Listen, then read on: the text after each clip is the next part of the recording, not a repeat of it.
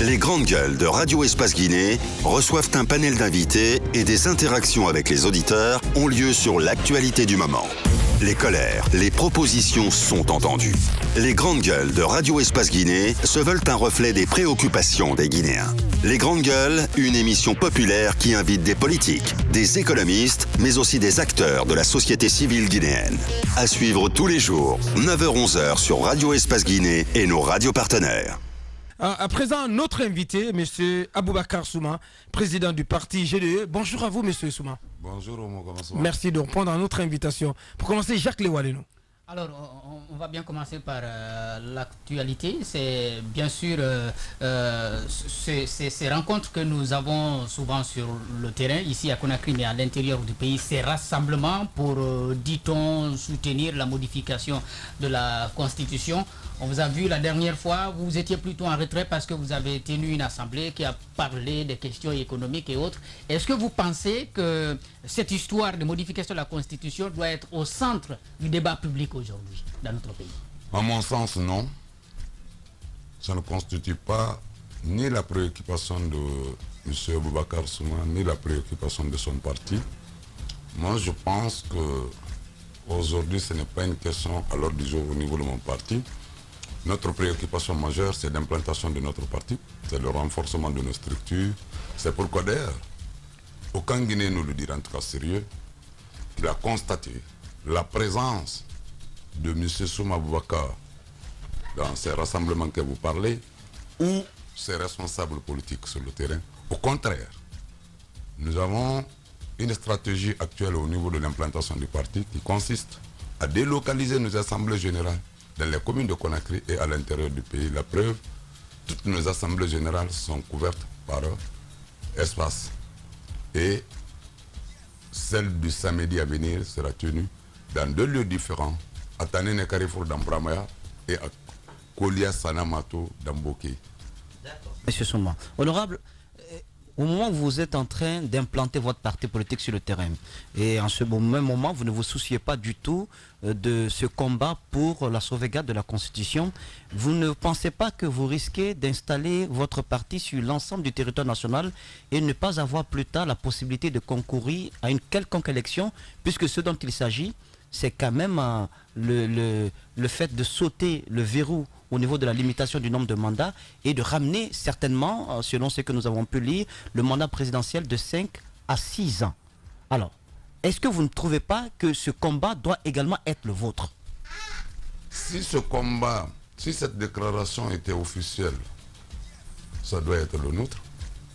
Mais j'avoue que jusqu'à l'heure où vous me parlez, Aboubacar Souma en tant que leader politique, Aboubacar Souma en tant que député de la République, n'a jamais été de façon officielle informé d'un quelconque document qui parlerait d'une nouvelle constitution ou même de la révision constitutionnelle. Vous avez vu ce qui s'est passé à Bofa, vous avez vu ce qui s'est passé à Tanene, à Fria, vous ne voyez pas ces foyers de tension et un peu partout? J'avoue que oui. Il y a ce qu'on peut appeler en politique des activistes qui parfois pour une raison ou une autre peuvent entreprendre des démarches en allant dans le sens de satisfaire leurs objectifs inavoués. Le problème de loi de la République relève de la compétence de 2 institutions. La première institution n'est autre que l'Assemblée nationale et la seconde, la présidence de la République. Mais même à ces 2 institutions, s'il est question d'une loi qu'on appelle la loi mère, la loi fondamentale ou constitution, ça dépasse un peu leurs compétences. C'est vrai qu'à un moment récent, nous avons dit qu'il y avait des insuffisances dans ce qui existait. Lorsque nous serons consultés au moment venu en tant que leader politique, en tant que parti politique, en tant que représentant du peuple, nous allons soumettre cette question-là à nos militants et à nos responsables. Nous allons soumettre, comme d'autres l'ont dit ici tout de suite, à nos autorités morales, les réponses qui viendront de ces 2 entités nous permettrons de faire une déclaration. Alors, vous direz ce matin que ce débat n'a pas lieu d'être, le débat qui a cours en ce moment, parce qu'il y a même au sein de l'opposition... À mon sens, non, même au sein de l'opposition et au niveau de la société civile, on prend la chose très très au sérieux. À mon sens, non. Et un mouvement a été mis en place. On continuer la lutte pour finir avec les communales. Je vous informe ici que jusqu'ici, les élections communales et communautaires ne sont pas encore terminées. Les grandes gueules. Depuis février 2018, nous avons commencé ces élections. Jusqu'à l'heure où je vous parle, ne sont pas terminées. On devrait installer les quartiers, les conseils de quartier et les conseils de district. On devrait installer les conseils régionaux.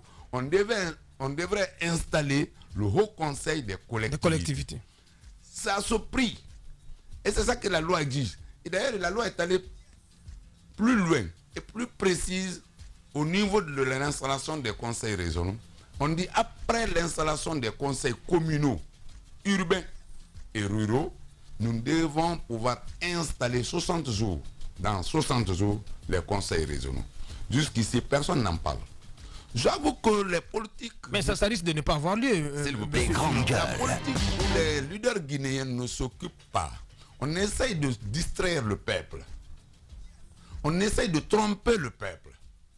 Comment ça? Ce que la loi nous donne comme droit, essayons de nous battre pour que ce droit-là soit respecté. Mais vous savez bien que la loi va être remise en cause. Bon, moi je ne le sais pas, c'est toi, c'est vous qui le savez, c'est vous qui m'apprenez. Vous savez que le RPG... C'est vous qui m'apprenez parce que je n'ai jamais été, je le répète encore, je pose la question. En tant que député de la République. Y a-t-il des velléités ou pas d'amender, en tout cas, le code électoral auquel vous êtes opposé? On m'apprend, je l'ai appris par voie d'oiseau. En tant que député, si une loi doit être soit sous forme de proposition de loi par des députés, sous forme de projet de loi par le gouvernement, si cela est le cas, on doit me donner une copie pour analyse, examen et étude afin que je donne ma position. Si je n'ai pas reçu encore une copie de façon officielle, ça veut dire que ça n'existe pas. Alors, M. Souma, vous écoutez, vous parlez de la logique, de la manière dont les choses devraient effectivement, se passer. Voilà. Sauf que pour ceux qui ont l'expérience, ne serait-ce qu'en Guinée avec Lansana Conté, on sait que ça ne suit pas les règles de l'art. On a... Non, je veux dire à l'époque de Lansana Conté, la modification de la Constitution, c'est-à-dire on ne vous avertit pas, il y a des démarches qui sont menées, il y a des rumeurs, comme vous le disiez tout à l'heure, les voix d'oiseaux et autres. Mais justement, est-ce que tous ces éléments, avec tout ce qui est en train de se passer, ces choses ne sont pas de nature à vous dire tenez, il y a quelque chose qui se prépare? Est-ce que vous ne comprenez pas cette mobilisation de part et d'autre de la société civile, de vos pairs de l'opposition, pour justement freiner, même si c'est vrai, l'inquiétude pour le moment, c'est par exemple l'installation des conseils de quartier. D'abord, je voudrais faire un rectificatif par rapport à ce que vous venez de dire. Au temps du général Lansana Conté, la première constitution de 90, après sa rédaction par le comité militaire de redressement national, a été la première mouture a été soumise à la lecture populaire de tous les Guinéens pendant une période de 40 jours. Ça a été affiché partout. Comment vous avez fait ça? Lecture populaire? Lecture populaire. Incroyable. Ça a été affiché partout dans tous les lieux publics de la Guinée pour que chacun lise, apporte sa modification qu'il voudrait apporter avant de revenir pour une seconde mouture qui a été soumise désormais au référendum. Ça, c'est la première chose. La deuxième chose, le deuxième rectificatif que je voudrais apporter à ce niveau, lorsqu'il était question de faire la modification de cette loi fondamentale de 90 vers les années 2001, un autre document a été élaboré, envoyé à l'Assemblée nationale et demandé l'avis de l'Assemblée nationale pour un référendum. Et le référendum a eu lieu. Voilà la voie légale. Mais jusqu'à l'heure où je vous parle, aucune de ces voies n'est encore usitée, ni par la première institution, ni par la seconde institution. Vous avez été tout de même associé à ce changement de constitution. En plus, parce que je voudrais vous apprendre que lorsqu'il était question de, si vous voulez, les grandes gueules, il n'est pas dit que si Abakar Souma commet des erreurs ou des fautes aujourd'hui, que son enfant... Mais non, ça passe pas quand même. Mais dans ce cas, vous ne pouvez pas quand même faire la morale aux gens aujourd'hui, M. Souma. Permettez-moi de venir au bout de mes idées. Oui. J'ai été encore porte-parole de cette commission nationale du parti PUP, le parti de l'unité et du progrès, dans lequel j'étais pour aller rencontrer le président de la République. Il y a des témoins qui sont vivants. Au nom de la jeunesse du parti, nous avons été le voir. Ce jour, la phrase se résumait en ceci. Monsieur le Président, pour l'amour de Dieu et de la Guinée, nous vous primions de garder la loi fondamentale dans sa forme de 1990. Si elle est changée, Dieu ne sera pas avec nous. Trouvons un autre pour vous succéder, vivant, pour que vous soyez son conseiller. Nous l'avons dit, la jeunesse du parti. Et je fus... Qui sont vos témoins? S'il vous plaît. Non, mais vous avez dit que des témoins vivants sont là. Mathès est là, le secrétaire général. Il est là encore. Kabakonde est là, il est vivant. Sorel est décédé, c'est vrai. L'actuel préfet de Koya, Barbosa, il est là encore. Je les cite pour que vous soyez informés. C'était ça la position du parti. En tout cas, ça de la jeunesse du parti. De la jeunesse du parti, à l'époque. Malgré que nous n'avons pas été écoutés, mais l'histoire retiendra que nous avons fait cette sortie et nous l'avons dit de façon claire et vive au président de la République. Alors aujourd'hui, vous direz la même chose. Vous conseillerez la même chose au président Alpha Condé et à son entourage, à tous ceux qui le poussent à modifier la Constitution ou à proposer une nouvelle Constitution. Est-ce que vous tiendrez, vous êtes à même de tenir le même discours, le même conseil à l'endroit d'Alpha Condé? Ce jour, Abakar Souma n'était pas leader politique. Ce jour, Abakar Souma n'était pas non plus député de la République. Aujourd'hui, Abakar Souma est leader politique. Abakar Souma est député de la République. Abakar Souma n'agit pas aujourd'hui en tant qu'individu. Il doit agir en tant qu'une personne morale. Toutes les questions qui lui seront posées, il doit soumettre ces questions-là à ses responsables politiques. À titre personnel, nous vous en posez la question à titre personnel. Le problème d'avis personnel. Oh là là, quand même, M. Souma. Abakar, je pense que Abakar Souma fait dans la langue de bois. Il fait dans la langue de bois. Parce que honnêtement, moi je ne vous reconnais pas du tout. Abakar Souma, on sait bien la débâcle que vous avez subie du côté de Dixine. Moi, j'ai comme l'impression que vous n'avez pas fini de faire votre deuil par rapport... Non, mais il y a eu un deuil du côté de la mairie de Dixine tout de même. Alors, je ne me trompe pas. Vous n'avez pas fini de faire ce deuil. Et aujourd'hui, puisque, selon ce qui a été dit, il y aurait eu des arrangements avec le pouvoir en place, des arrangements qui n'auraient pas été respectés par le camp d'en face, par le pouvoir présidentiel, vous comptez toujours sur ces mêmes... sur quoi? Abakar Souma, vous aurez dû être soutenu d'être au perchoir de la mairie de Dixine. Vous jouez à quelqu'un qui se réveille de 10 ans. Vous aurez dû être soutenu par le camp présidentiel à Dixine. Ça n'a pas été le cas. Ah bon? Oui. C'est pourquoi vous avez gagné. J'ai été soutenu. Attendez, ne faites pas... Parce que vous ouvrez une brèche. Vous ouvrez une brèche. Vous n'avez pas envie de taper sur le pouvoir en place. Vous comptez toujours sur ce pouvoir pour être remorqué plus tard peut-être. S'il vous plaît, quel remorquage? Pourquoi j'ai tenu à créer mon parti lorsque j'ai quitté l'UFDG? Pourquoi, si je voulais aller au RPG, qui allait me barrer la route? Quel est ce Guinéen qui aurait pu... Vous n'auriez pas pesé là-bas. S'il vous plaît. C'est déjà rempli, le RPG est rempli. J'ai préféré créer mon parti pour me battre moi-même. Alors ne dites pas que remorquer. Et je t'informe, monsieur Moïse, c'est votre radio qui couvre l'essentiel de mes activités politiques. Allez avec moi sur le terrain. Allez avec moi sur le terrain pour savoir quelle est l'évolution de mon parti. Je vous invite le samedi à Tanene. Je vous invite le même samedi à Kolia Sanamato d'Amboké. Je suis le seul parti aux zones délocalisées. Maintenant, le débat que vous parlez, sur 37 conseillers et 22 quartiers, la liste qu'Abakar Souma a portée à Dixine a eu 14 conseillers, sanction populaire. A eu 14 quartiers sur 22. C'est le second tour, là où la population n'exprime pas sa volonté. C'est au second tour des élections communales que certains de nos camarades de notre liste ont été approchés par nos adversaires. C'est de la bonne guerre politique. Et ils ont tenu à voter pour la liste adverse. Nous avons encore les audios. Jusqu'ici, nous avons les audios. Jusqu'ici, la liste majoritaire dans le conseil communal de Dixine reste et demeure pour les 5 ans la liste qu'a portée M. Aboubacar Souma. Ma mémoire est fraîche, Aboubacar Souma. Je me rappelle encore de la vidéo, la triste vidéo dans laquelle vous avez fait des aveux liés à la trahison dont vous avez fait l'objet. Oui, mais, voilà, mais aujourd'hui, vous semblez prendre ça comme une guerre saine qui s'est déroulée et tout. Vous avez dit avoir été trahi. Je dis que certains de mes éléments de la liste ont jugé nécessaire d'abandonner et de voter pour la liste adverse. Bien. Alors, pour revenir au débat. Voilà, pour revenir au débat. Allons droit au but. Pour revenir au débat sur la Constitution, M. Aboubakar Souma, je vous ai entendu dire tout à l'heure qu'il y a certes des éléments à l'intérieur qui nécessitent, si vous voulez, qu'ils soient revus. Est-ce qu'aujourd'hui, si le débat était proposé, vous seriez amené à soutenir ou pas telle idée? J'avoue que lorsque le débat serait engagé et la question est posée devant mon parti, nous donnerons notre position politique en fonction de l'intérêt politique. Mais en fonction de l'intérêt politique. Exactement. Et que le combat politique... Donc pas en fonction de l'intérêt du peuple. Non mais... Qui parle de l'intérêt politique, on crée le parti pour massifier le parti. Qui massifie ton parti, c'est le peuple. Alors, l'intérêt du peuple. On comprend le langage politique.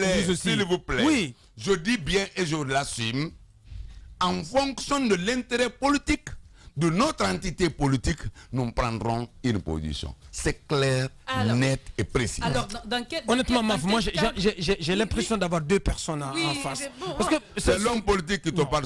Quand même, Monsieur Souma, cher Homo, il n'y a pas longtemps, nous faisions une émission ensemble dans Club de l'Actu. C'est pas ce discours que vous teniez. Et vous étiez totalement en faveur d'une nouvelle constitution ou d'une modification de la constitution. Vous vous étiez attaqué alors à outrance contre la constitution de mai 2010 et à l'époque on se souvient même, vous avez essuyé les critiques des membres du CNT à l'époque. Le contexte. Alors, je le répète encore. Qu'est-ce qui a changé? Je le répète encore. Le contexte n'est pas le même. Hein? Je viens. Laissez-moi venir au bout. Il n'y a même pas 2 mois. S'il vous plaît, le contexte n'est pas le même. La loi qui nous réside aujourd'hui, qu'on appelle la Constitution, a été élaborée pendant une période exceptionnelle. Elle a connu où elle est remplie d'insuffisances.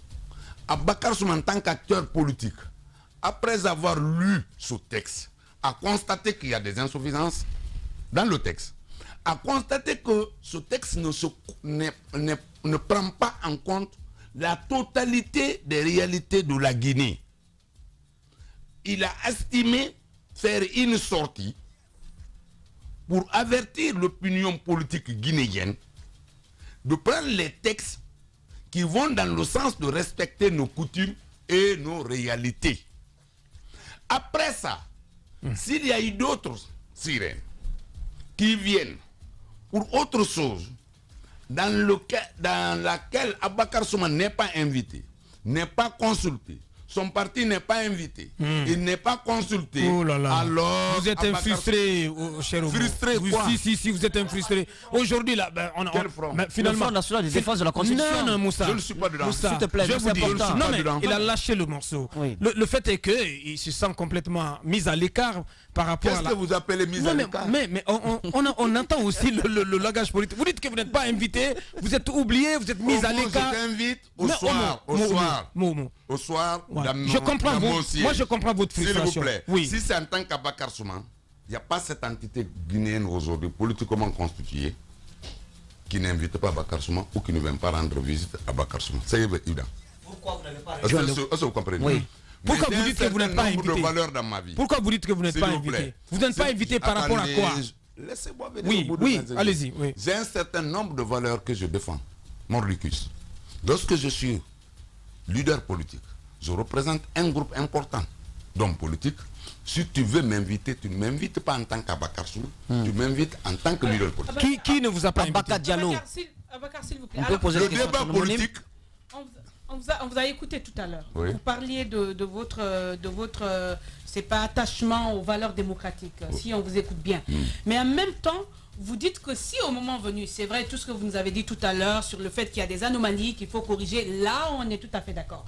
Mais si dans cette volonté d'améliorer notre constitution, il y a la velléité du côté du pouvoir se confirme et qu'on vous consulte, dites-nous clairement quelle est votre position. Est-ce que vous êtes pour un éventuel 3e mandat du chef de l'État? Dans quel cadre vous pouvez adhérer à cette idée? D'abord, vous confondez deux choses qui ne sont pas confondables. 3e mandat n'existe pas en Guinée. Il n'y a pas de possibilité de 3e mandat. C'est trop facile de nous dire ça. Bien, on va Attendez, il n'y a pas de possibilité de 3e mandat. Attendez, si vous posez la question, laissez la personne répondre à votre question. Heureusement que nous Il n'y a pas de gardons tous les enregistrements de 3e mandat. Bien. D'accord. Deuxième chose. Je vous rappelle que nous allons à vous opposer plus tard les bandes sonores. Vous avez affirmé ici qu'il n'y a pas de possibilité de 3e mandat. Je le dis, il n'y a pas de possibilité de 3e mandat. Je le dis ici et je l'assume. Au plus grand jamais. Attendez. Mais laissez-moi. Allez-y. Si vous voulez que je dise ce que vous voulez, maintenant dites-le à ma place. Allez-y, nous vous écoutons. Allez-y. Voilà. Allez-y. Il n'y a pas de possibilité de 3e mandat. De 3e mandat.